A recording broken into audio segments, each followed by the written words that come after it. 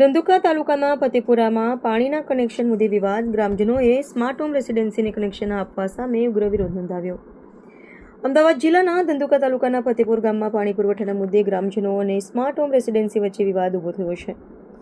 ગામના રહેવાસીઓએ પાણી પુરવઠા વિભાગને લેખિત રજૂઆત કરીને તેમની હાલની પાણીની લાઇનમાંથી સ્માર્ટ હોમ રેસિડેન્સીને પાણીનું કનેક્શન ન આપવા માંગ કરી છે. ગ્રામજનોના જણાવ્યા અનુસાર હાલમાં ગામમાં મળતું પાણી તેમની જરૂરિયાત મુજબ પૂરતું છે, પરંતુ જો હાલની લાઇનમાંથી સ્માર્ટ હોમ રેસિડેન્સીને નવું કનેક્શન આપવામાં આવશે તો પાણીનું પ્રેશર ઘટી જશે. તેના પરિણામે ગામના લોકોને પૂરતું પાણી નહીં મળે અને પશુઓ માટે પણ પાણી અછત સર્જાઈ શકે છે. ગ્રામજનોએ રજૂઆતમાં જણાવ્યું છે કે ગામની વસ્તી અને પશુધનને ધ્યાનમાં રાખીને હાલની વ્યવસ્થામાં કોઈપણ પ્રકારનો વધારાનો બોજો મૂકવામાં આવે તો પાણી વિતરણ વ્યવસ્થા ખોરવાઈ શકે છે.